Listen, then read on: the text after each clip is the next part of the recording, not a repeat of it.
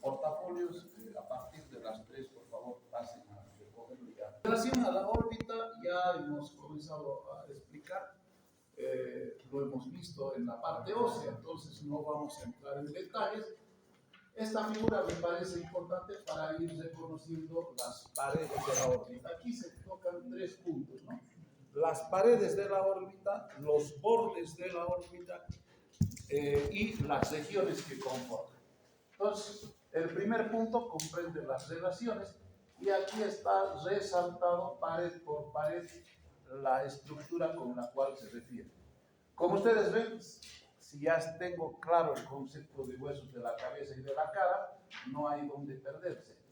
La parte superior del ojo está en relación con la fosa craneal. ¿Se acuerdan que hemos dividido en 3 fosas? Estamos hablando de la fosa craneal anterior y su relación con el frontal. Y por supuesto, en el espesor tenemos los senos frontales. La pared externa o lateral, como ustedes ven, se refiere a esta región, y esa región no es otra que la fosa temporal, y que hacia la parte interna se va a corresponder con la fosa temporal propiamente dicha y con la fosa craneal media del endocráneo. Si ustedes se acuerdan, esta es la fosa craneal media, esta es la anterior y esta es la posterior, ¿no? Entonces se relaciona con la fosa craneal media. La inferior, otra vez, hay que ver cómo está formado en la región del piso.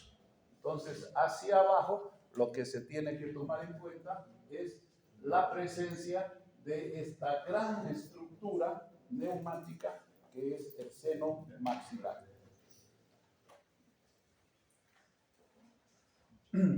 Luego recibe la pared medial o pared interna, que como ustedes se acuerdan, está formada por el esfenoides hacia atrás y el etmoides hacia adelante. Aquí estamos viendo su relación con el etmoides, y más atrás, en el fondo, casi, está en relación con el cuerpo del esfenoides. Entonces, esto es un repaso solamente.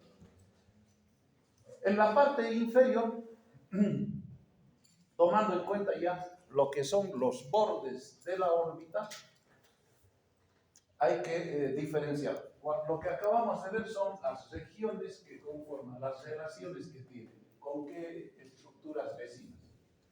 En esta parte solamente va a hablar del reborde de la órbita, entonces solamente lo que se encuentra formando parte de esa base de la órbita. Entonces, cuando uno habla del reborde superior, habla de esto, del reborde supraorbitario. Este reborde que lo forma el frontal y que presenta la escotadura supraorbitaria y la escotadura frontal hacia la parte superior o techo de la órbita, ¿no? Acuérdense que es solamente señalar los bordes. En la parte externa, la apófisis cigomática del frontal y la apófisis frontal del cigomático. Esos dos van a completar ese reborde que se está viendo ahí. Del reborde infraorbitario o borde infraorbitario, lo que hay que destacar es la presencia de ese agujero infraorbitario. Ese agujero infraorbitario, además de señalar la apófisis ascendente de la maxila y de la porción horizontal del hueso cigomático, es importante tomarlo en cuenta por la anatomía que tiene en el transcurso del recorrido del nervio infraorbitario. Acuérdense que el nervio infraorbitario, que es una rama del quinto par, va a venir primero, se va a introducir a través de un surco, se va a formar un conducto y finalmente se va a abrir, como hemos visto anteriormente, en el agujero infraorbitario. Entonces, este agujero, importante para la inervación de la sensitiva de la parte inferior de la cara, tiene ese trayecto. Nosotros solamente nos estamos refiriendo a cómo emerge ese agujero, cómo se forma ese agujero. ¿Qué más? Para ver el borde interno o el borde medial, esta región es un tanto diferente por la presencia que forma tanto, fíjense, este es la región nasal, este es el cigomático, entonces este es lateral, y aquí lo que estamos viendo es a la apófisis ascendente del frontal y el lacrimal. Los dos, cada uno de ellos va a formar las dos crestas lagrimales, y acuérdense que ahí se forma el origen del lago lagrimal, de ahí se forma el conducto lagrimal que va a terminar abierto abajo en la región de la nariz.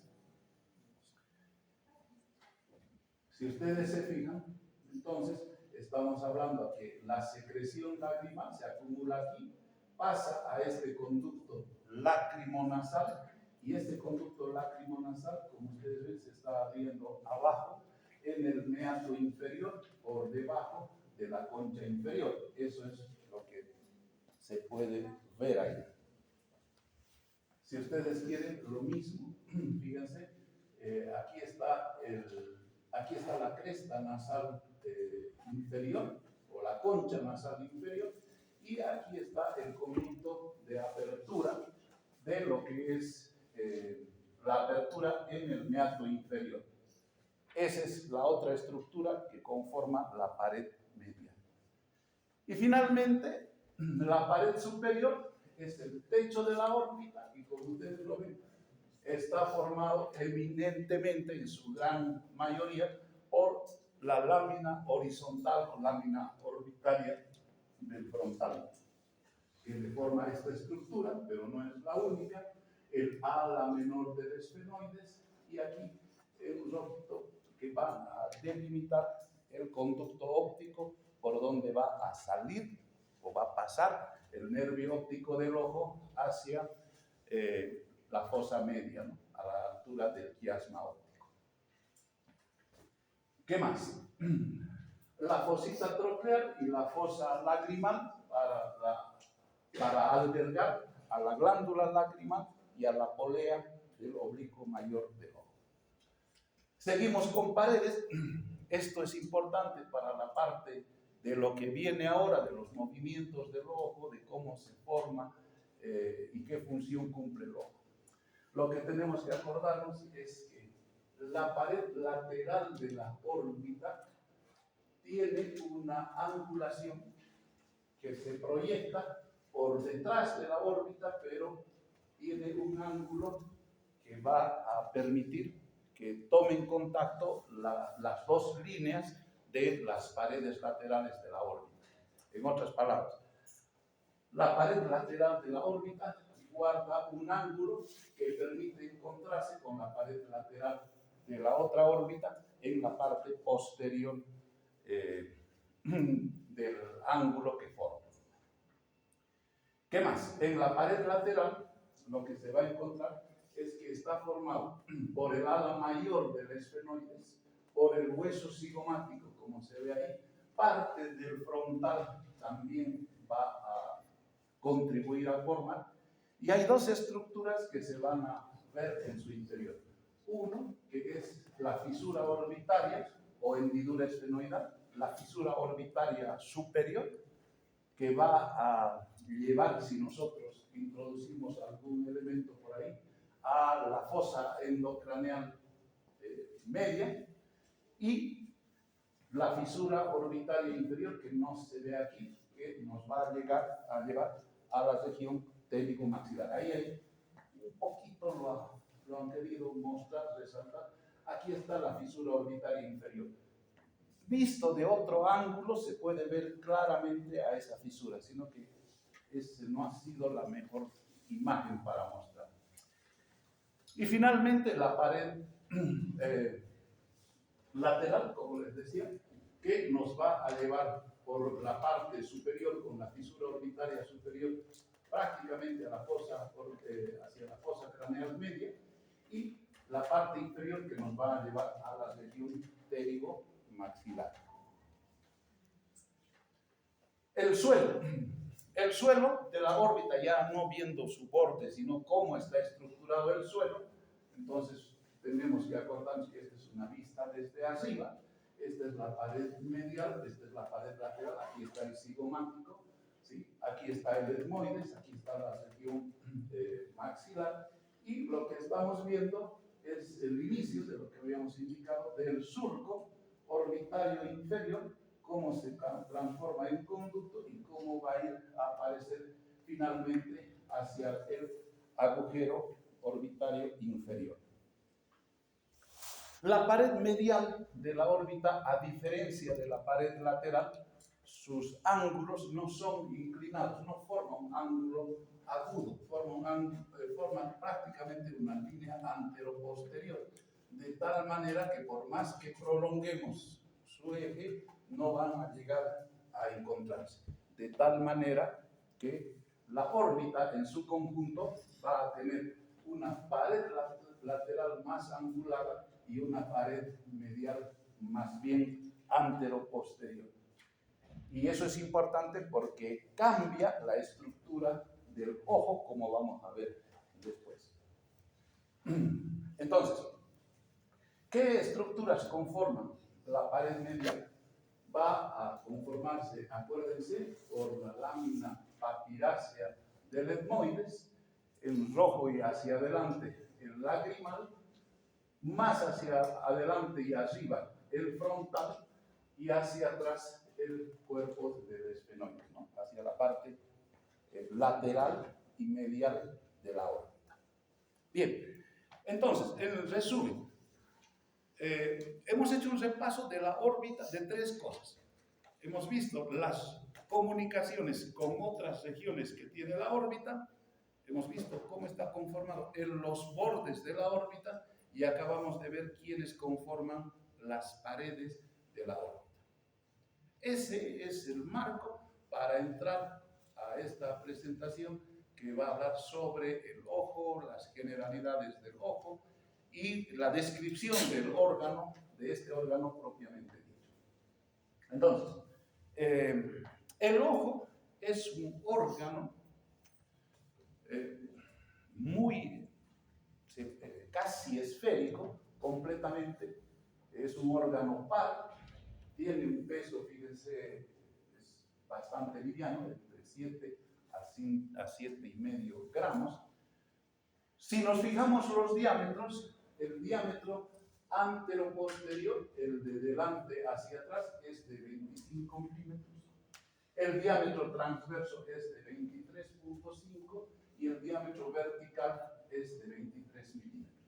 Eso en realidad nos indica que no es una esfera perfecta, pero sí muy parecido a una esfera.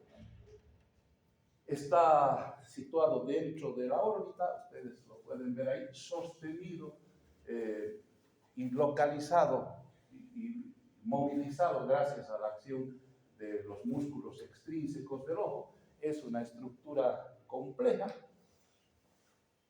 que tiene para su estudio un polo anterior, donde está la córnea, un polo posterior muy próximo a la emergencia del nervio óptico. Fíjense que no hay esa coincidencia. Algunas personas piensan que el nervio óptico está justamente en la parte del polo posterior y no es así como lo estamos viendo. Tiene una parte central que es el ecuador, ¿no es cierto? Lo cual le ayuda a dividir en un hemisferio anterior y un hemisferio posterior. Entonces, esa es la organización y perpendicular al ecuador, perpendicular, quiere decir que si este es el ecuador, está yendo de polo a polo varias regiones que se conocen con el nombre de meridianos.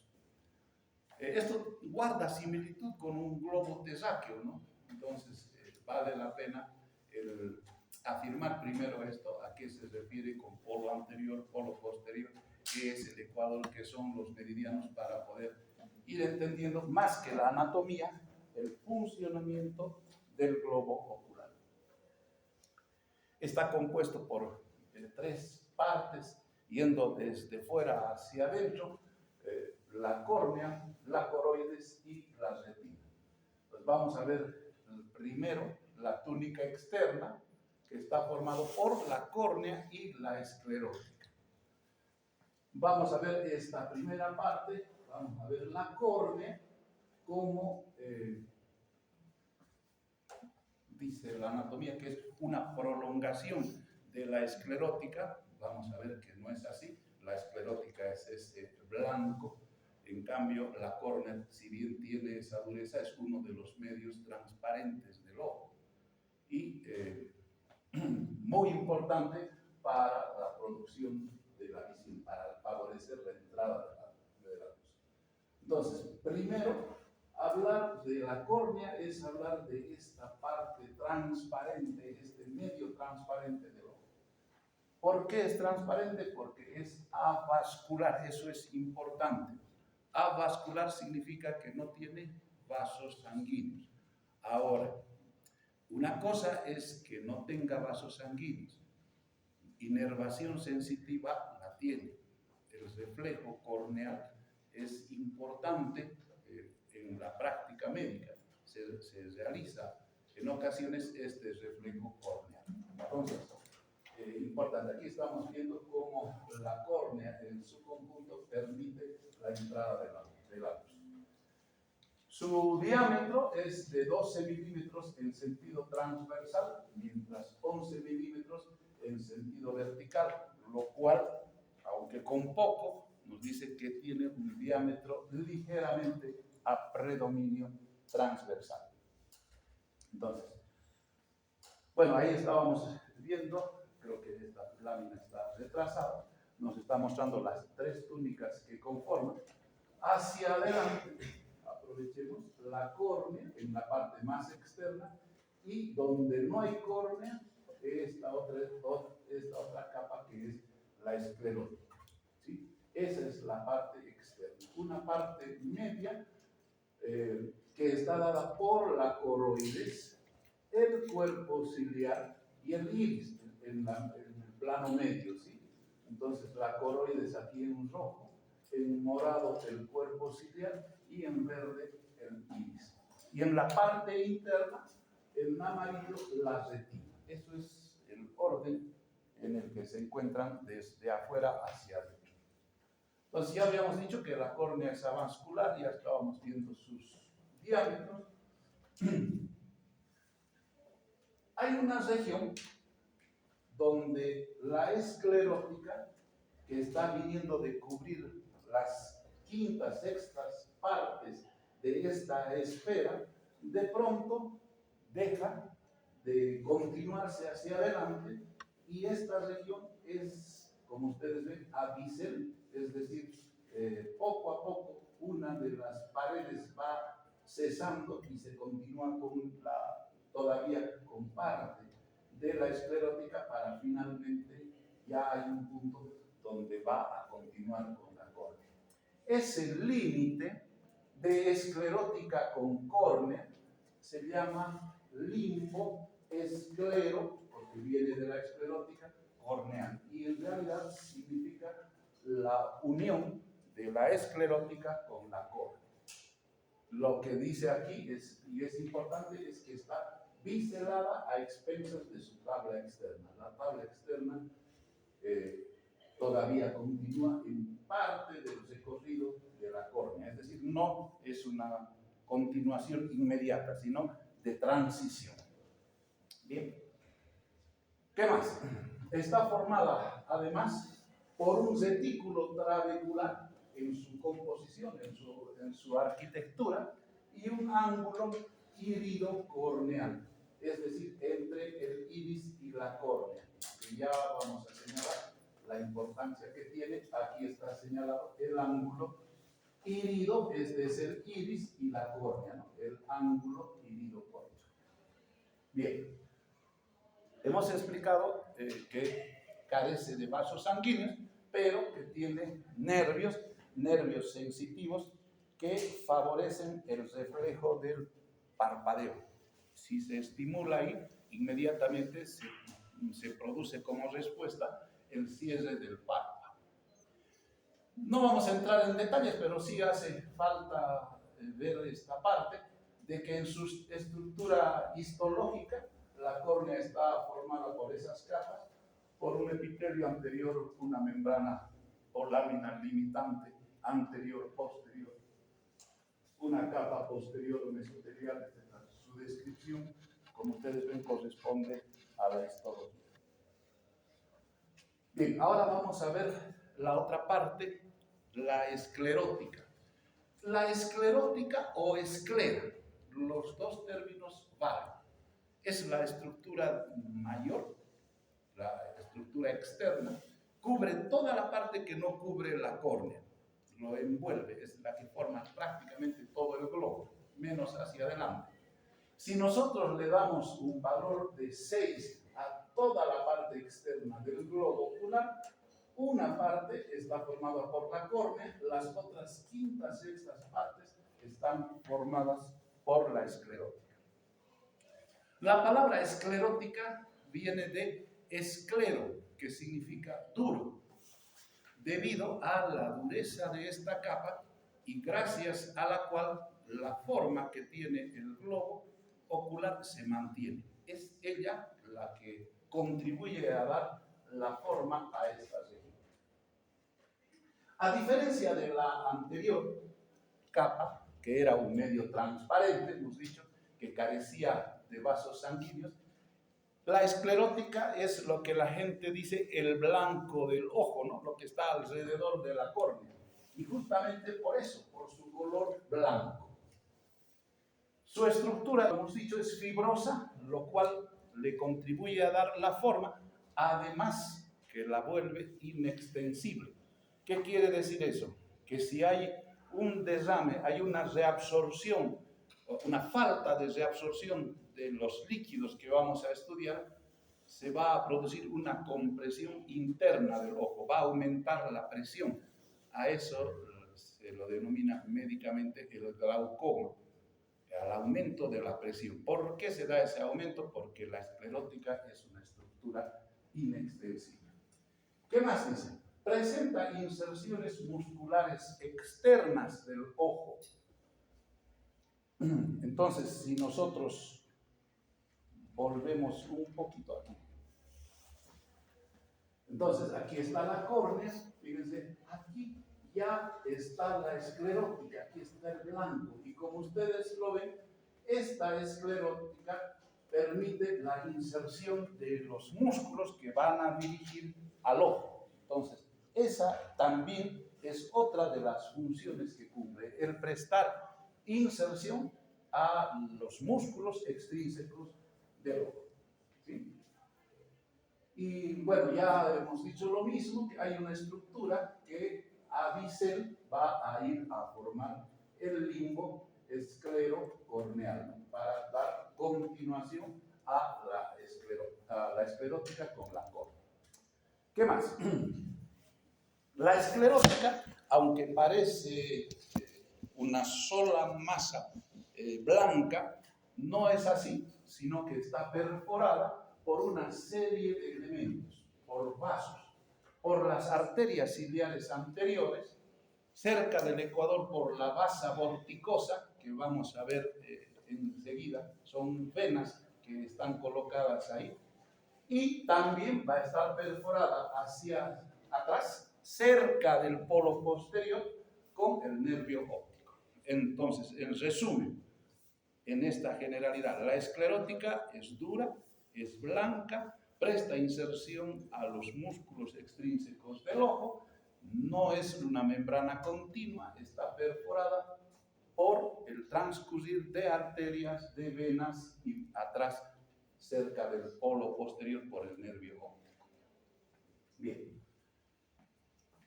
¿Qué más? La esclera se une a la córnea por donde drena el humor acuoso.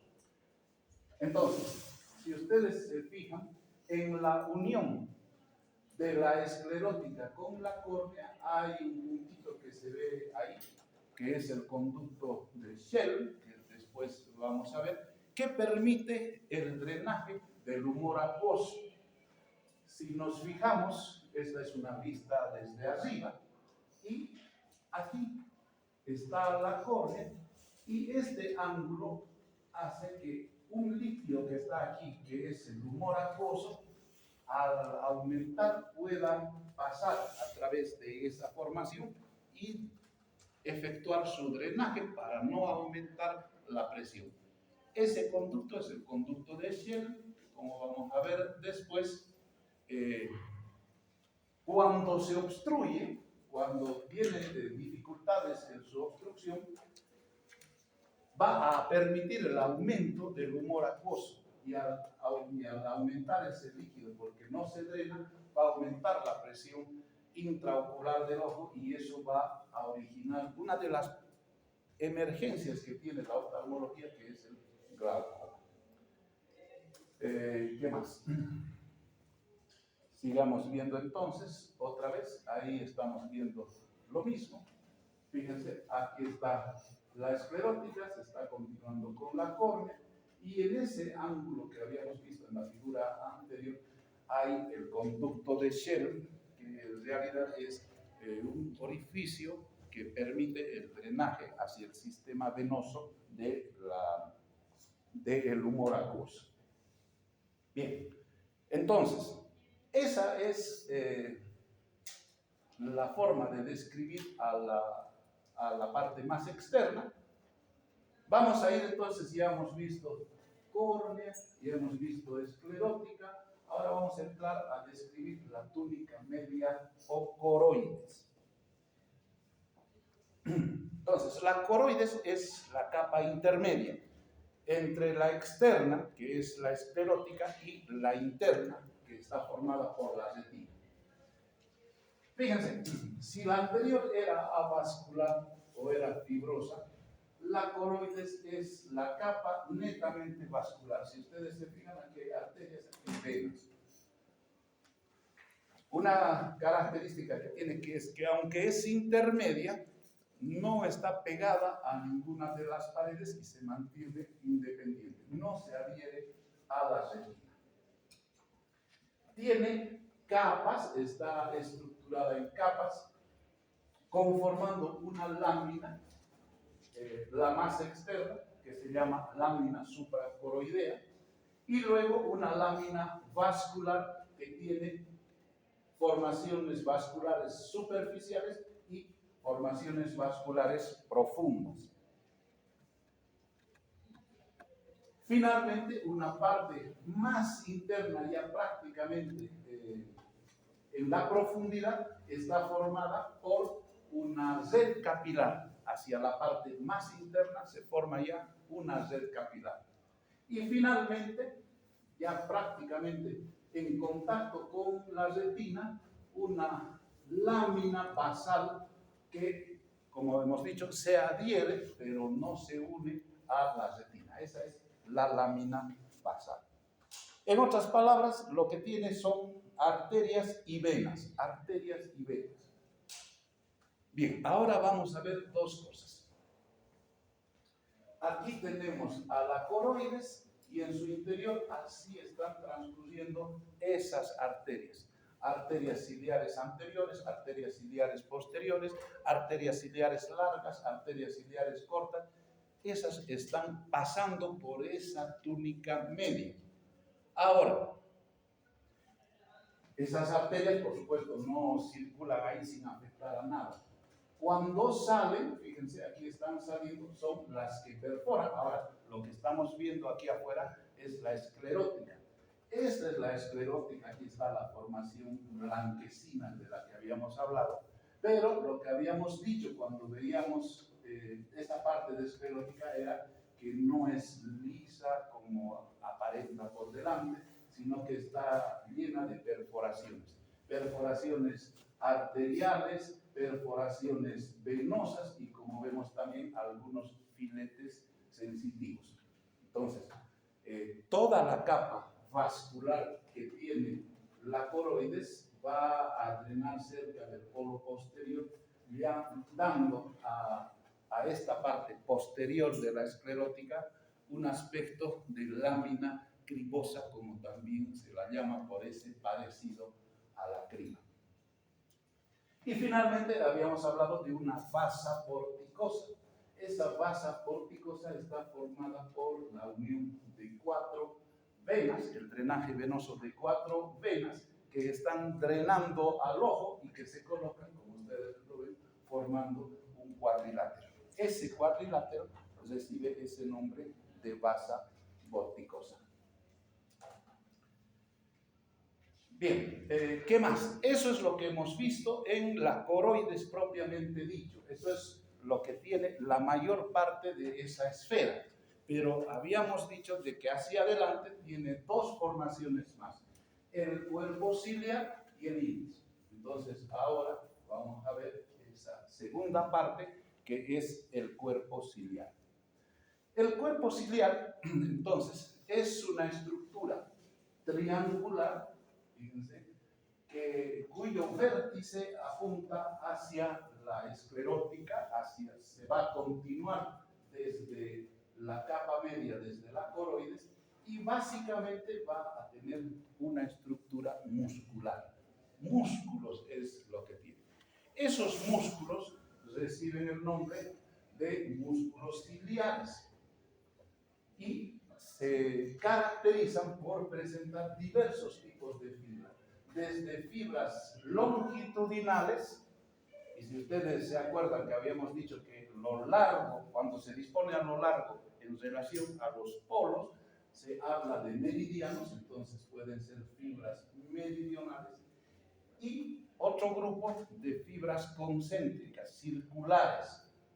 Entonces aquí se ven esas fibras circulares y aquí en esta parte que estoy señalando las fibras meridionales. Básicamente entonces es músculo ciliar. Tendríamos que hablar que ese músculo ciliar es músculo liso, es músculo involuntario, dependiendo más de las funciones que responden a estímulos como la luz, y en eso se diferencian porque no son voluntarios. ¿Qué más? Y luego tenemos el proceso ciliar. El proceso ciliar no es otra que la continuación de esta capa de la coroides. La coroides ha perdido ya su capa muscular, se ha vuelto esta estructura muscular llamada proceso ciliar, pero todavía hay un poco de coroides que pasa por detrás del iris, ¿no? Y entonces a esa zona recibe el nombre de procesos ciliares. Los procesos ciliares, como vamos a ver, tienen esta situación en forma de bloques piramidales que se localizan así, de esta manera, formando una estructura concéntrica alrededor del iris. Eso es lo que podemos ver en esa zona. Ahora, habíamos dicho que esta región entonces forma un músculo ciliar involuntario, ¿sí? Su inervación es inervación parasimpática. Entonces, ¿qué va a hacer en conjunto? Va a acomodarse, se va a relajar cuando la visión es lejana y se va a contraer fuertemente cuando la visión es cercana. Fíjense, aquí está mirando de lejos y aquí está mirando un punto más cerca. El objetivo de la visión es siempre todo este mecanismo que hay de músculo liso. El objetivo que tiene es que la imagen que se produce al mirar se produzca siempre en la retina. No es fácil. Yo tengo aquí, esa imagen tiene que proyectarse en la retina. Miro al fondo, esa imagen tiene que proyectarse en la retina. ¿Cómo lo hace? A través de la acción de este músculo ciliar y a través de la coordinación entre su sistema simpático y su sistema parasimpático. La próxima clase entramos a iris.